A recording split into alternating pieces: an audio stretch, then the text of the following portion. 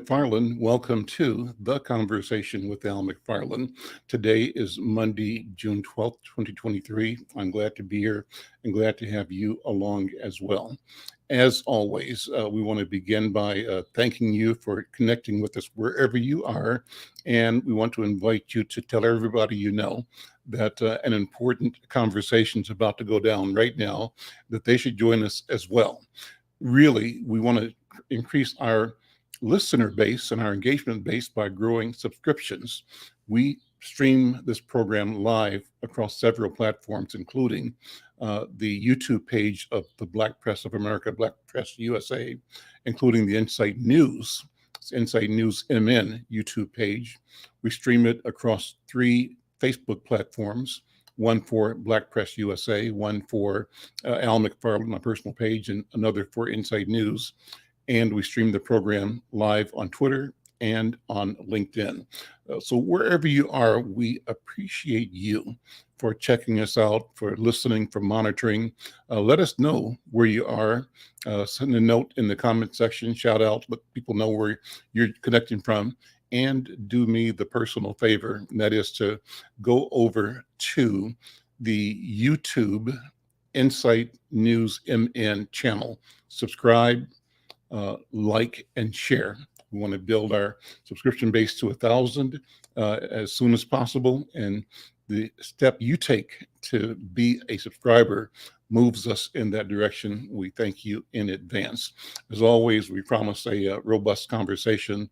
We want to begin by thanking and mentioning our friends over at the Minnesota Health Department, who want to remind you that health vaccines are still available, and it's important to get vaccinated and to also take advantage of basic health checkups.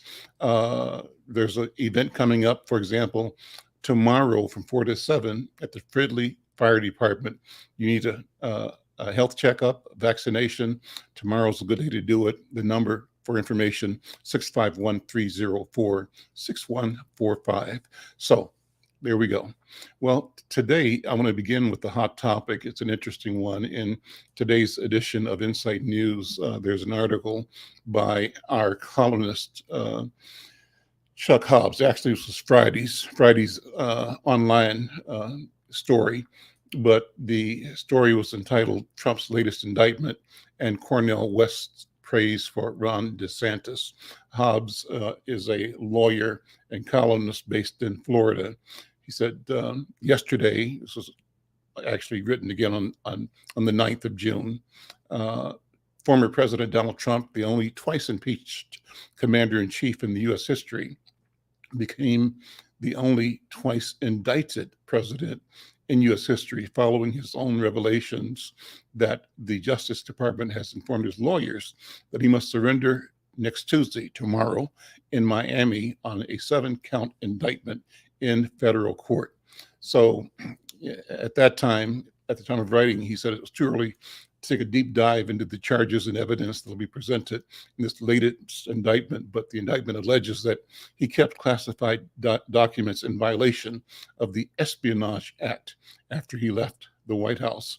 And the article says that the indictment lays out a bizarre state of affairs, which in total find the Republican frontrunner for president facing a state prison sentence for fraud in New York, a federal prison sentence for mishandling classified documents in Florida, and still facing pending indictments for inciting the January 6th MAGA riot in Washington and for election tampering in Atlanta, Georgia.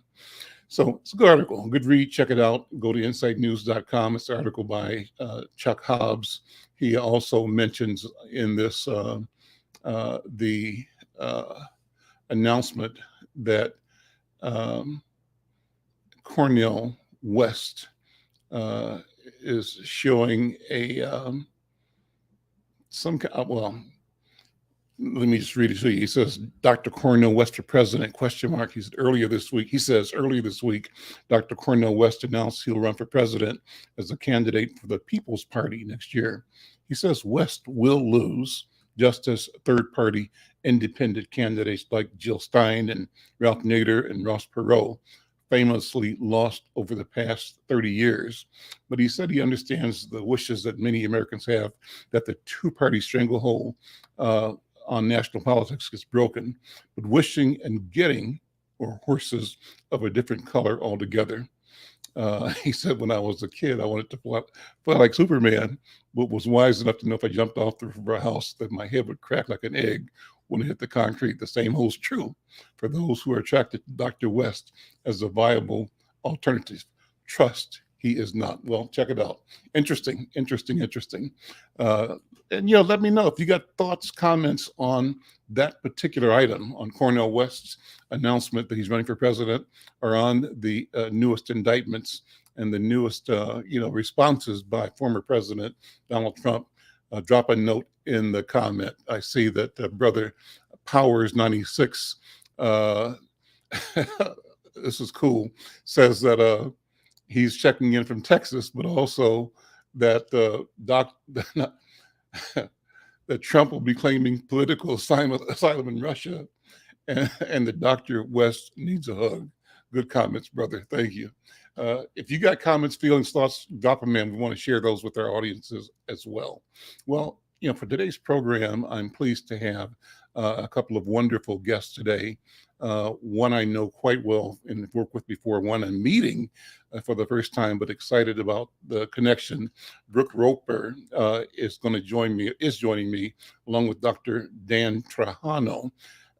Brooke is a mother of a child with asthma, and she's been an advocate for her child's safety and health, as well as the safety and health of all children. And particularly, she's excited to talk about the electric school bus initiative that has gained some traction and momentum. And Dr. Dan Trajano is both a retired physician, but also a health educator at the University of Minnesota and the St. Thomas University, among other places in Twin Cities. Welcome to both of you. Good afternoon. Welcome to the conversation with Al McFarlane. Brooke, let me start with you just by asking you to give us Electric School Bus 101. What's the story? Give us the background. Yes, so electric school buses is an emerging thing that's happening as an effort and a solution to combat the global climate change crisis that we are currently experiencing. And it's truly important to educate yourselves and to learn about the electric school bus movement, especially if you're a parent with a school-aged child, as we are learning that the diesel and the electric school buses have detrimental impacts on students and even school professionals that has existing health conditions. And so, of course, as you mentioned, I have a son with asthma, and learning all of these things and just learning how diesel is actually a carcinogen, which is a substance that causes cancer in the living tissue, is truly a problem. And I'm just super happy to work with a dedicated group of individuals to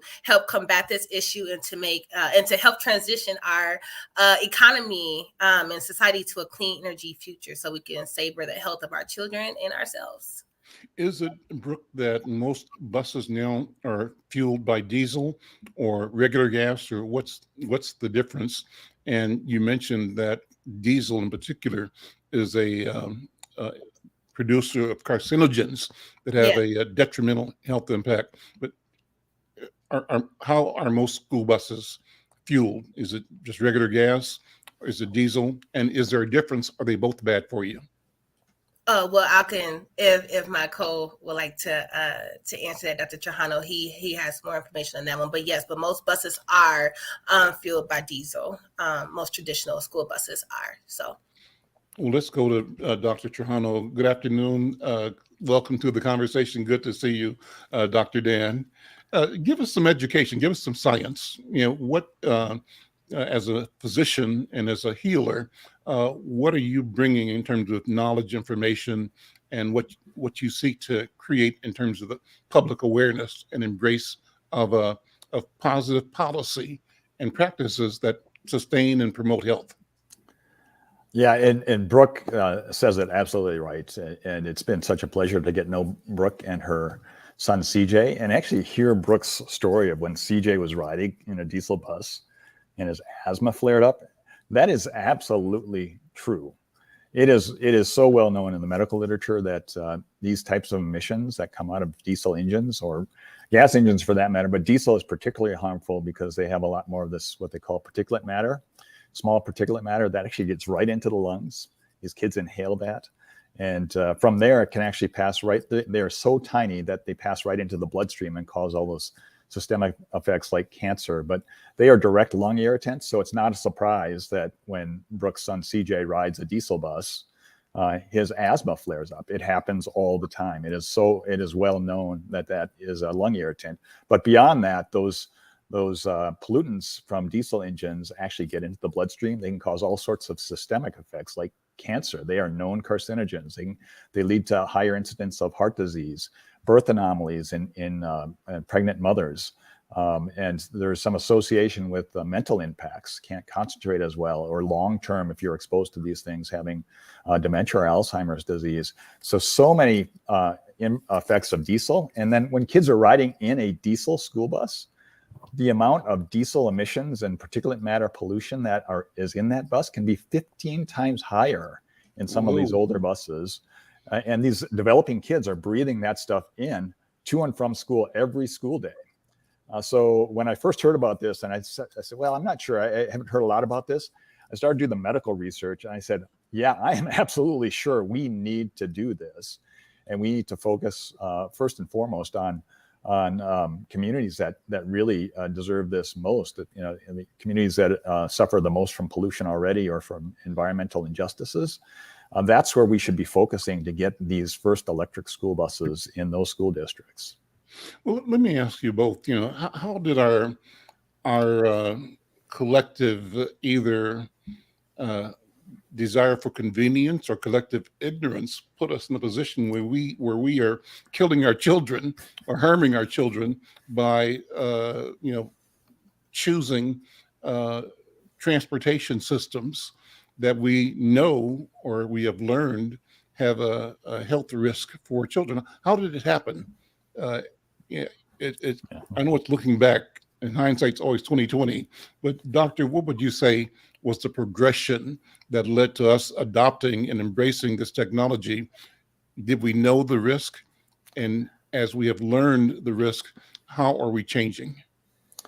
Yeah, I think, did we know the risk?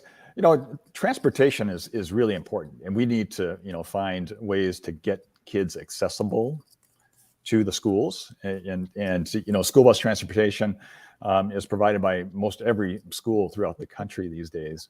So having a school bus is really important. Now, did we know, the risks, or did we have solutions to those risks that we do now? Yeah, sure. As we understood and started to measure these things and see impacts medically, we know and have known for probably decades that diesel emissions cause problems. There have been some things done to diesel buses that sort of prevent a lot of those fumes from coming inside the cab since I think 2010 or 2011. And that has significantly reduced that exposure in kids. But now we actually have zero emission electric school buses and technology available to make sure they get zero exposure when they're riding to and from school. So I think we've sort of progressed to a point where, yeah, we now have the means and the technology and also lots of infrastructure investment in actually transitioning to a much better way to transport kids to school than the old diesel buses, which we still have 2,000 of those, over 2,000 of those really old buses, the worst buses on the roads in Minnesota today. Newer buses, yeah, they do have those cab filters, and you're not getting as much exposure. But now we have zero emission. There's no tailpipe in an electric bus, so kids will get zero of that exposure to that pollution. So that's where we need to move to. Brooke, tell your personal story. Dr. Trujano talked about how important it is to understand the personal impact. And you've got a story with your son that talks about his exposure by being a passenger on a diesel fueled school bus. Tell that story if you would, Brooke. Yeah, absolutely. So I'll just start kind of like with the foundational story. So when my son was 4 years old, my husband Corey and I, we had like a very scary experience where my son began having breathing issues. And so we had rushed him to the children's emergency room. And at the time, he was too young to be diagnosed with asthma. But when he arrived, his oxygen level was low, and he needed to, go on the nebulizer machine to help get his oxygen back up. Moving forward, he had a few more episodes of that where they couldn't officially diagnose until he was like 5, and when he turned 5, he was officially diagnosed with asthma. And so, as a mother, I was doing everything that I possibly can to ensure that my son's asthma remains well controlled and under well maintenance and under control. And as an asthma kid and survivor myself, I know the struggle that asthmatics have. And so just doing tons of research and just started to come across and discover some of the ways that diesel school buses and just all the things in the environment plays into respiratory illnesses. And one of my discoveries again was that he's been begging me to ride the bus, and I've been telling him no, just because first, he's too little, secondly, it's because I know how nasty traditional school buses are. And so upon my research, I found that diesel had negative impacts. And so he had ridden the buses for like field trips and like a few different things like during the summer, activities during the summer. And I just noticed how different his breathing was when he got off of those buses. And then So just even limited exposure. He wasn't riding every day. No, he was but not. Even limited by events and special activities, and an immediate impact on him. Yes, immediate impact on him. Yes, because my son's a smaller frame and he's smaller, but he's tall. And I noticed that right away. A parent knows their kid, and so just like his breathing, his coughing, just he had like that small wheezing. And I know that we had to get him on his nebulizer a few times after that he did ride the bus, right? And so and I know that it didn't show up right away, but it was showing up later, like in the evening time when he had got off. And then it did show up a few times after he had got like directly off the bus. And I said, yeah, this is not right. So I just wanted to ensure that I was doing everything that I could possibly can as a new school mom to combat this, because he keeps begging me to ride the bus. I know he wants to ride the bus with his friends, but he's too young to understand that the reason why he can't is because it will impact his health. And so that's why I'm a true rider for the electric school bus movement, and ensuring that school districts are encouraged to transition to electric school bus fleets, because it really does have a negative impact on our children, especially our Black children. Well, talk about the movement. Thank you for that story. Talk about the electric school bus movement. Describe, and you have already, but build out on what you said about the growth of the movement. And you've had some recent victories as a movement, in that you've effectively garnered some state support out of the recent legislative budget to promote and support electric school buses. Talk about that, if you would. Yeah, so I had the pleasure of working with a few different organizations to testify in front of the Senate to allocate funding towards electric school buses, and it was a wonderful experience just learning about all the different ways that folks are contributing and working hard behind the scenes to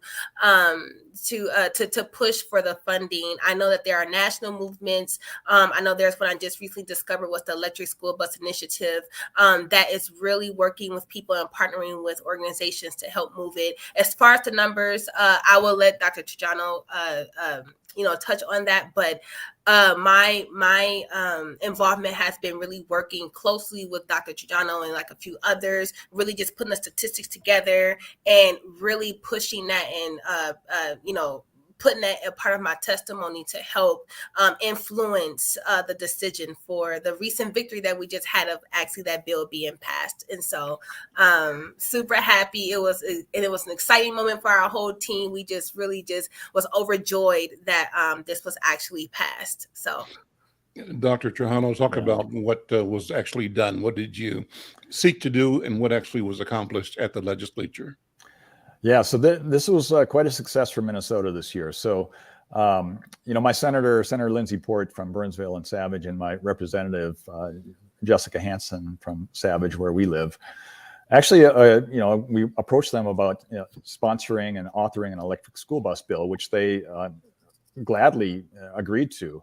And Brooke and I had the opportunity to go to the legislature and testify. And Brooke, Corey and I, because Corey was there, just delightful to have Corey sitting on her lap as she testifies, because it makes the need real. And Brooke's story is it's so powerful. But what we were able to do is get an electric school bus through the legislative bodies, and actually it is now law. There is $13 million of Minnesota funding for electric school bus that will be managed through the Department of Commerce in terms of grants. So priority schools, and we are prioritizing rural, tribal, and school districts of poverty, environmental justice communities, will qualify to get nearly a 95% funded electric school bus and charging infrastructure for their kids that are riding these things through that funding. Now, there's lots of other funding available too, and the federal funding is actually significantly larger. There's actually $5 billion nationwide from the bipartisan infrastructure law to fund electric school buses nationwide. And part of the challenge was, I worked with our state and the EPA Region 5 last year. They awarded the first $1 billion of that. Minnesota is way behind on getting to this funding and knowing this is available. I think there's a lot of misinformation about the technology and the benefits out there. We only got 1.6 million of that first $1 billion, which is less than 0.02% of the nationwide funding. Whereas a state like Michigan got 33 times as much. They got $54 million, and they've been advocating for electric school buses for a couple more years than we have. But they got 138 buses. Minnesota got 4 electric school buses out of that funding. So we need to catch up to other states that know the benefits of this, have been spreading that word around. And this legislation that was just passed, I think, is a step towards that. But we need to get the word out to particularly the schools that should get these buses. So the state's putting up, is it 21 million? Is that 13 million. How many buses will that buy? Will that support? That should be about 30 additional buses. Okay. It's a start. It's there's actually 13,000 diesel buses in the state, but and my hope is that the prioritization will truly work. We'll get these in the hands of the most needed school districts, the most deserving school districts. Okay. Yeah. Let's see.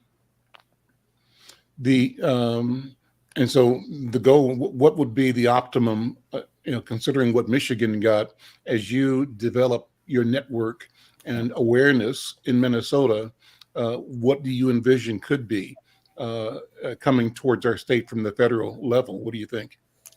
What's your target? Yeah. So here's what's going on right now on the federal level.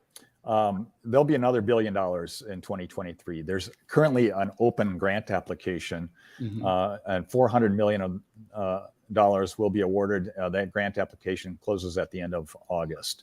My hope, and these are for larger grants for up to 100 school buses, a transportation company or a large school district, or a conglomerate of multiple school districts could actually apply. 100 buses translates to what, $30 million?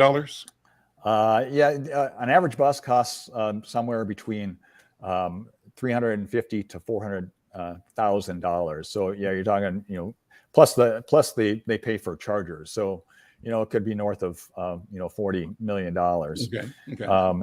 But it could be an application for 15 to 100 buses. So smaller school district could say, we could apply for that. My hope is that we have the resources for these communities to help them apply for these funds. It's a competitive grant.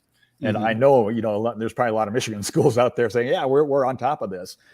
If Minnesota can catch up to that and we can actually get at some of that money this fall. And then in the in the fall, there'll be another application for a rebate program, another rebate program, $600 million rebate program. And my hope is many more schools in Minnesota will apply for that. That's a kind of a rebate lottery. And if you apply, they don't look at scoring. It's actually, if you're a priority school district and you apply and they pick your lottery number, you get up to 25 buses you could apply for that. And I know Minneapolis did apply for a couple of buses last year. And I'll tell you, one of the challenges is, and I've been trying to work with the EPA on this, Minneapolis is not considered a priority school district. That I'm sure is a shock to you. Yeah, it is a shock. Yeah, and so the EPA criteria is that 20% of the student population needs to be in a household of poverty. Minneapolis is about 19.2%. Okay. And because of the large district and sort of you have communities of poverty, like 70% poverty in some of these neighborhoods or 50% in other neighborhoods, but they also have wealthier neighborhoods that sort of offset the entire school district. So we need to change that. In the legislation in Minnesota, we actually lowered that level. So schools like Minneapolis, schools like Brooklyn Center, and with environmental justice communities can actually get after some of that Minnesota money. But we're trying to work with the legislators on saying, hey, we got to work with the EPA to change the criteria so districts like Minneapolis can actually qualify to get some of that $5 billion. So we're doing some efforts on that end too. Brooke, how important is it to educate our community, the Black community in particular, but other communities of color and other indigenous communities? How aware are we as parents, as residents, as taxpayers of the consequence, number one, the impact that the diesel has had on our families, and how aware are we of the potential that with knowledge we can organize, mobilize, and lay claim on resources that can help us eliminate or reduce the impact, the use of diesel, particularly in the transportation of our children. What would you say is the level of awareness broadly, and what are you trying to do to expand that? I think the level of awareness is low, to be completely honest, especially in the Black communities. As a rising climate and environmental justice leader, the rooms that I'm in are majority white, and that signifies a problem to me, where there are not a lot of Black people at the table, especially in Minnesota, that are a part of these conversations, or at least community members. I won't say a lot of Black, but at least community members that are a part of these conversations.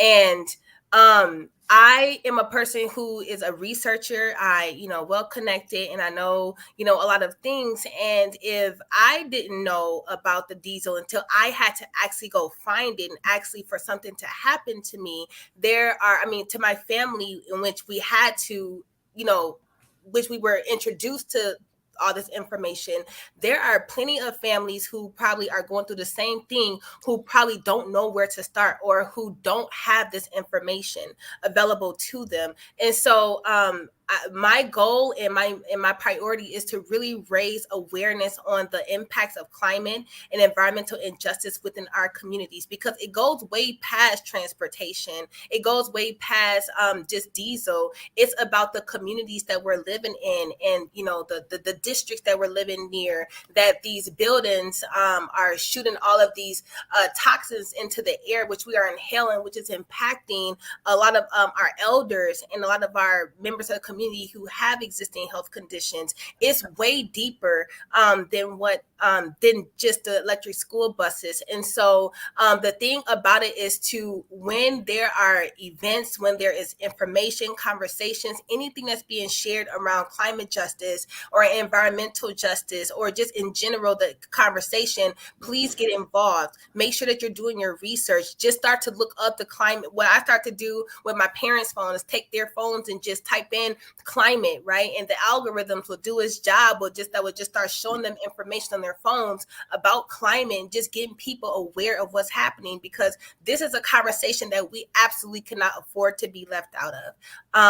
This is an all hands on deck crisis that is happening, and that will disproportionately impact the Black community if we do not step up. We cannot allow anyone else to create the solutions. We absolutely have to be a part of all those conversations. And so just even when you're like talking to your real estate, like your real estate or your realtors or your car salesman, asking them, what type of compliance will I need to be abiding by in 2024, 2025 to support with our state transition into clean energy, a clean energy future? You have to start asking those important questions, because what's going to happen is that you might get into a car loan and your car might be out of compliance within the next 2 or 3 years, because our world is progressing towards a zero emissions future. And so you have to be knowledgeable. You could be at a financial disadvantage or at a loss if you've invested in a gas guzzler, you know, and something that's detrimental to the environment. And in 3 years or 5 years, what you put your money into is going to be either not illegal, but it could be taxed to offset the cost and the damage that it's doing. That means money out your pocket because you didn't know, right? Yeah. So let's talk about that for a minute. You know, I'm just so concerned that in many areas, our people have been discouraged from thinking that we have a seat at the table, that our voices matter. And we have always considered certain things because of how they're reported on or talked about or presented in media as white folks' business, not our business. We have tended not to see ourselves or describe ourselves as environmentalists, though that's what we truly have been, because our relationship to this country is a relationship with the land. Our presence here was forced labor, enslavement, by and large. And that was based on our knowledge of the land and our knowledge of farming that allowed the colonizers to create economies using the genius of our knowledge of the land. Now, over time, as mechanization reduced the need for the kinds of labor that we were engaged as, the story appears that we were not important, and our presence and contribution was inconsequential, and they began to portray us as a burden to them, not as the source of all of their wealth.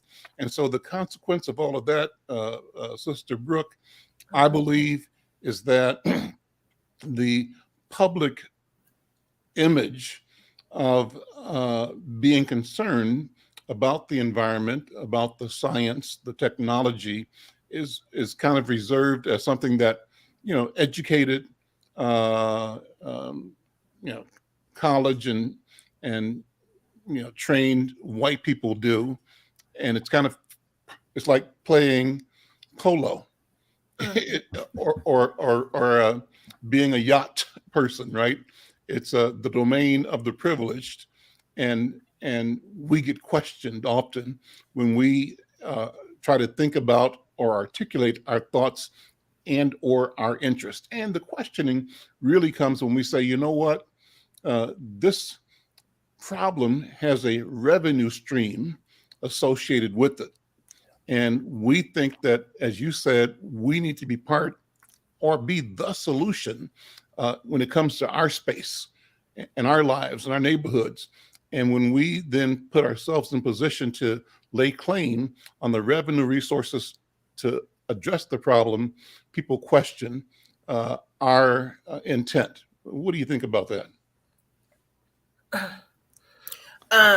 What question our intent? Yeah, I mean, so here's my thing right here. You know, like, sometimes, not even sometimes, what needs to be the solution and what needs to happen is that we cannot continue to reach out to the people who are in the higher ups. We cannot continue just to have a table full of senior vice presidents or CEOs and presidents. We need to be grassrooted and reach deep into the community and have people who are actually experiencing this at a higher rate having them at the table and having their voices being heard, because what's happening is that that's not happening, right?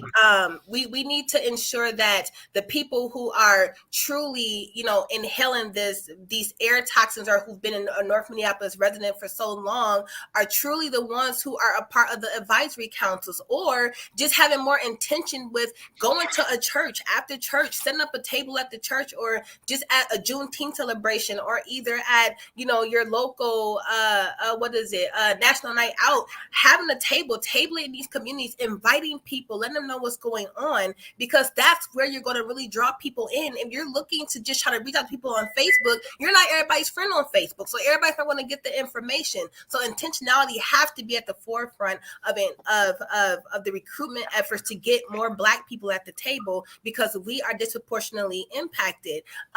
In the case of a natural disaster, they could intensify, and we're going to be double in trouble, at that point, because we're not sitting, we're not a part of these conversations that are being had, and it's devastating, because I know so many people, especially my age, who are not even up to date on what's going on with the climate crisis, and it's alarming. It's discouraging, especially when you are continually looked over for opportunities to be at the table. And now it's just time for us to say, you know what, you're not going to invite us, we're going to just build our own. And that's exactly what my mission is to do, is to really get people involved, and to really collaborate and connect people, and to really say, hey, y'all, we got to boldly combat this thing together, because one day I'm not going to be here with my son. So I am building the future for all of our kids to be able to survive and not have to go through the things that we're going through right now. So it's really important to have good intentions when you're approaching this conversation. Dr. Dan, what do you think? How do we continue to mobilize into, I call it creating a public mind? How do we both change the mind, but establish and project the will of the people and the benefit, the desire of the people for health? How do we do that? Yeah, I so much appreciate Brooke's passion about it, because we can't do this without the grassroots and the people in the community getting fired up about it, like Brooke. So that is absolutely true. Grassroots is so important, and at the same time, doing it from the top down too, and making sure that the policies are written correctly, so schools like North Minneapolis can take advantage of some of these solutions that are out there. And I want to make sure that the priority criteria is there, but we have to get the community engaged to say, yeah, we need to go and apply for that funding for these electric school buses. That's going to help our kids' health. It's going to help them academically. The studies show that. And it's going to help them financially, because if you get a free electric school bus, or 25 of them, each and every one of those buses saves $4,000 to $10,000 per year in fueling and operating costs that can be funded back into the schools in the community. So we have the policies written correctly. So yeah, Minneapolis can apply for some of that $13 million, but we have to get the community to the table to say, yeah, let's apply. Let's get the school fired up about this and understand it. Mike V is a regular listener, subscriber, participant. Thank you, Mike V, for your questions. One, you said that your concern is that most of the districts that compete don't necessarily have the grid infrastructure to actually charge a fleet of buses and passenger cars to keep up with the demand. And as I understand it, the grants that you have will include support for creating the grid. Is that correct? They will include support for the school or bus transportation side of that grid. What is lacking, though, is support on the utility side of that grid. There's no funding for that. So it's really important to have schools up front partner with the utility that is going to power those buses. There's a lot of advantage for utilities too. Right? There's actually a pilot that was just done in Massachusetts with several electric buses, because the utility can actually use the battery power. These buses are equipped with a technology that they can actually draw the battery power out during peak times and actually sell that electricity. So think about a school bus that's not being run in the summertime, when the air conditioners turn on and they usually need to power up a peaker incinerator or plant or something to get that electricity. they can actually use school bus power, and the school sells that back. And in Massachusetts, they're getting like $10,000 extra per year in revenue by selling electricity back to the electric company. But yeah, there's a grid issue, and the utility company needs to partner with those schools really closely. Yeah. Well, Mike V also said that one of the challenges for our community, for Black and Brown communities, is digital poverty. And that's a question of access to information. That's one of the challenges of how do we mobilize our people? And the digital strategy is one you've mentioned, Sister Brooke, that is important, but using all available tools and platforms to create a discussion. I always go back to this idea is our mission has to be able to create a public mind. How do we actually, with intentionality, create a public understanding so that the objectives and the policy and the procedure that we know is healing and healthful, that sustains health and actually sustains economies, is the order of the day. I remember, back in the 50s, I don't think you guys were probably born yet, but back in the 50s, it was common. I grew up in Kansas City. You drive down the street and you maybe going 30, 40 miles to the next town or whatever, and you have some food in your car. Could be, fried chicken you carry for the trip or whatever, or box of crackers, and you eat your stuff and you throw the stuff out the window. And it was common. And the idea was that the space is wide open and you can throw anything out your window. And America got trashy, filled with trash, because people just didn't think about, the damage they were doing to the environment by throwing stuff on the highway. And as a consequence, the government entered into a massive campaign to encourage people to not litter, an anti-littering campaign. And over a period of time, I'd say less than a generation, the public mind is that it's not a good idea to throw stuff out your car and to leave stuff in the street. And people, I think, have become wired differently. I call that creating a public mind. And that kind of intentionality ought to guide how we educate people about moving away from harmful resources like diesel in school buses and towards the positive benefits of electric school buses and more systems that are environment friendly, that are health friendly, that grow community. So I think, this is a great conversation. I think your work is really great. Let me ask you, Dr. Dan, we were clear on Brooke's passion, her leadership. What else can we do in community to support her and to support each other in building the public mind that I'm talking about? What do you think, Dr. Trajano? Yeah, for me, I teach part-time, but I have a lot of extra time to volunteer on these issues. And I think, if you have time or if you have a story to share like Brooke and CJ, you may not even realize, your kid's asthma is being impacted by the school bus because you can't see those fumes. But school started, my kid's asthma. Get involved. There are plenty of groups out there. If you're a health professional, I volunteer with health professionals for a healthy climate. You can look them up on the internet. The 100% Clean Energy campaign really helped us in craft the bill that was out there. If you want to contact me, you can contact me at pophealthconsulting@gmail.com. That's all one word, pophealthconsulting@gmail.com. And Brooke and I can get you connected with opportunities to step into that space for sure. We're down to about 4 or 5 minutes, but I wanted to have you both talk about your personal stories a little bit. It's kind of like the elevator speech. Brooke, I'll start with you. And the question is, what's your background? Where are you from? Who are your people, right? And what is it that has poured into you the commitment and the stand you're taking on behalf of our people, on behalf of justice, on behalf of freedom? What is it that makes Brooke Roper Brooke Roper? Okay, so first and foremost, I'm from the north side of Minneapolis, Hey, north north side side. for life. But really though, I have a strong background in like youth development and criminal justice and executive leadership and entrepreneurship, and just through my discovery and through my skill set, I'm really just my priority is really just to revolutionize the narrative for Black community and Black culture, and to do that in a very collaborative way with the hidden gems in the hood, from the all the way up to those presidents and CEOs. I just want us all to connect to be able to move this forward, because it's all going to benefit us. And what they know about Brooke Roper is that I'm going to continue to push.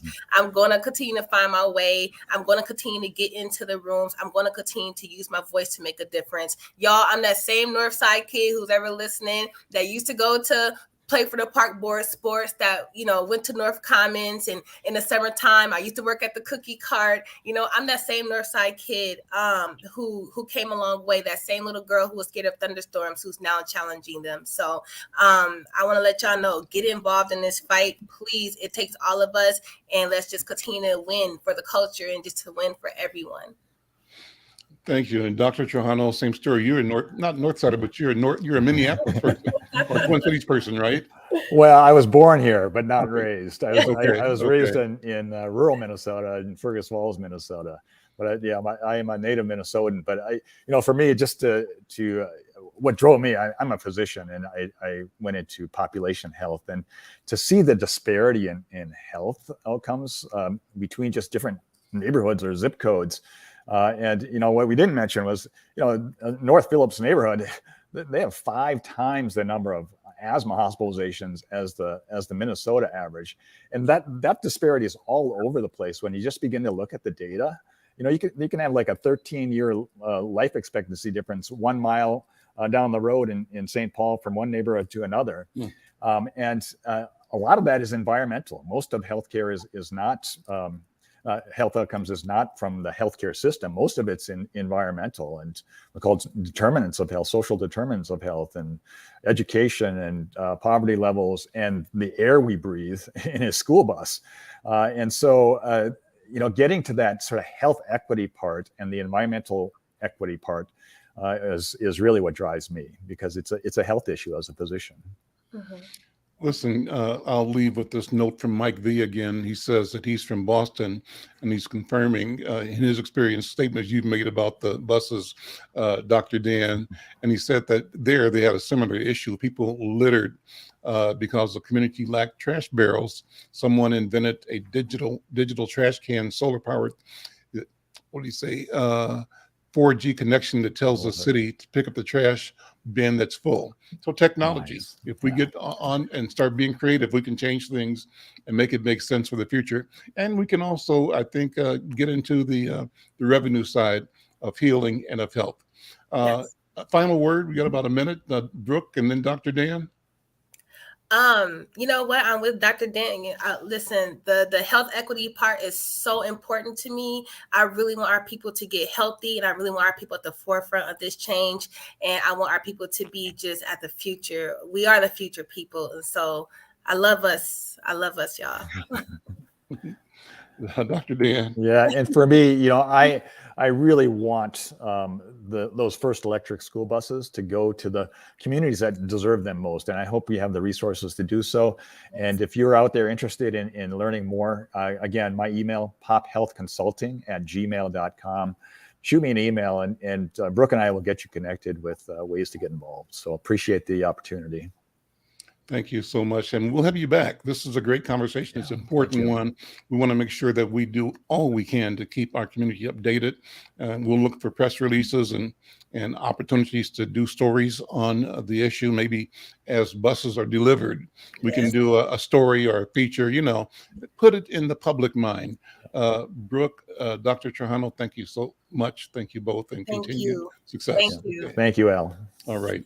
I'm Al McFarlane. This is The Conversation with Al McFarlane. What a wonderful conversation with Dr. Dan and Brooke. And, asking you again, like, share, and subscribe. Go to the YouTube Insight News MN channel and become a subscriber. Help us grow this organization, let us know where you are and be a part of this. I want to bring in my colleague and friend, Coach Leah. Coach Leah, good afternoon. How you doing? How was your weekend? Happy Monday to you. Now you're muted. Unmute. There we go. Every time. So sorry about that. So my weekend was. Well, before you go, okay. I love your set there because it's got you and then the picture of you on your TV screen in the other room. I think. Yes. That's cool. That's really amazing. So go ahead.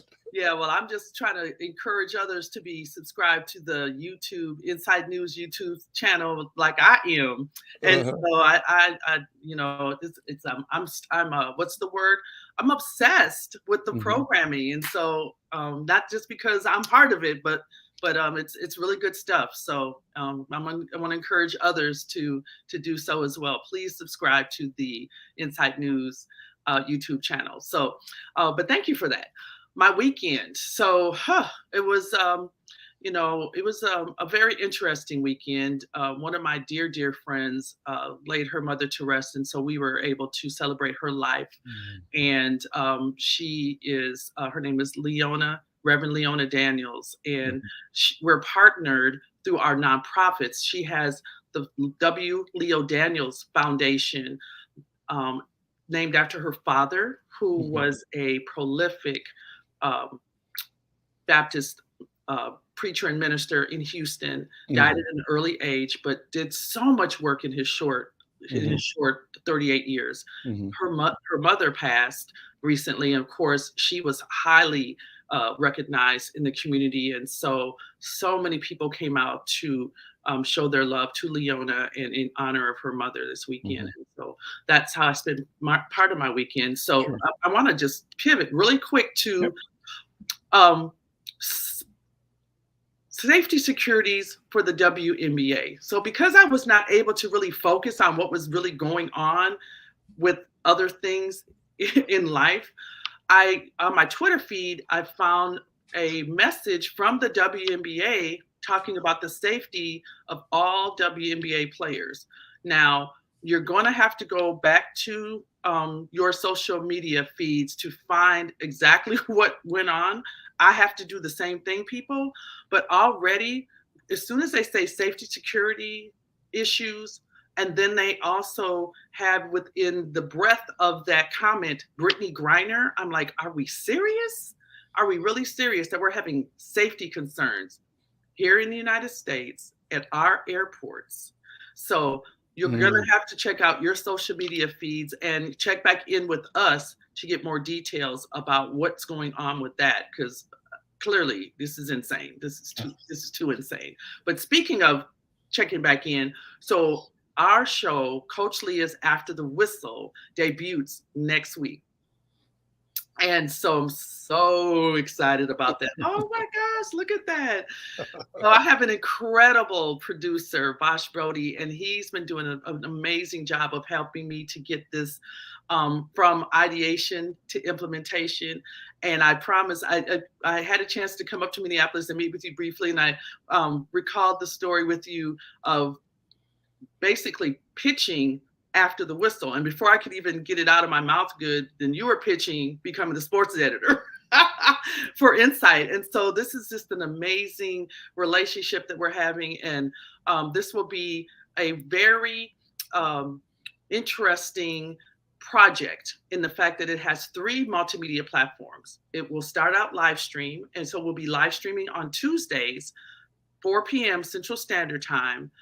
From there, we'll almost immediately go to on demand, but then you're going to be able to see a portion, which that's the second aspect.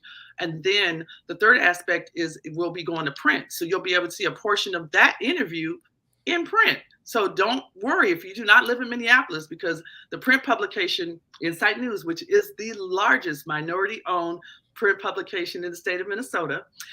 Don't worry if you don't live there, because there are the online platforms as well, the www.insightnews.com, and there's also an e-publication as well. So There's ways that you'll be able to see that print version as well, wherever you are in the world. So I'm so excited about that. And we'll be able to have some of the most incredible elite athletes that will be joining us, and you'll be learning about them. And then you'll also be able to learn about our distinguished diamonds. So what are they? Back when we first started the Diamonds in the Rough program, and greatly supported by Insight News back then, over 20 years ago, those diamonds that were selected are now incredible, talented, successful, productive women in their own right today. And so we are going to feature a distinguished diamond during each episode of After the Whistle.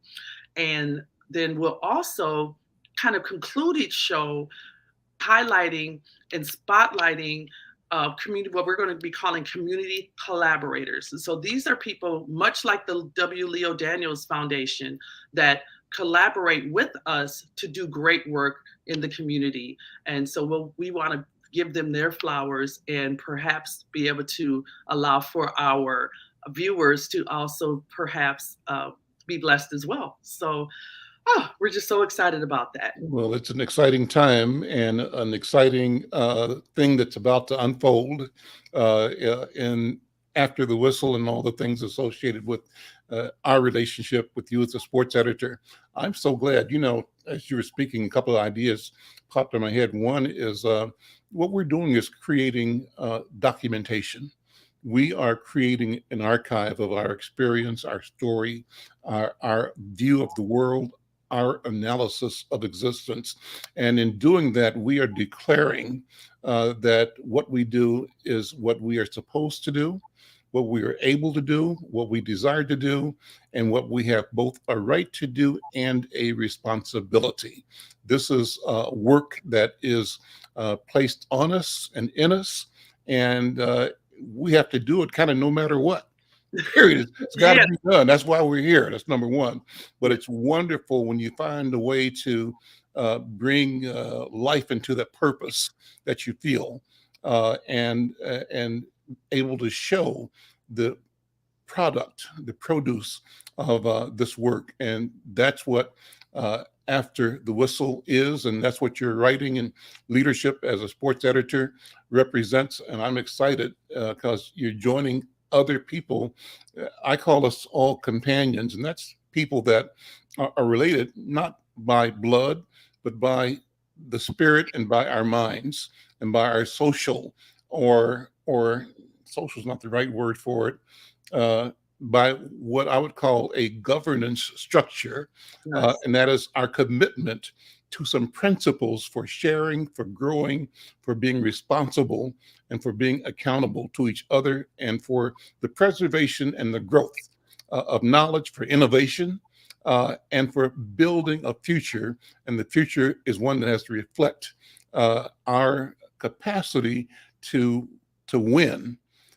And I believe that the winning I'm talking about is both inevitable and at hand right now as we speak. Well, as I say that, I also say that we're out of time for today. Coach, what's coming up the next few days? Got about a minute.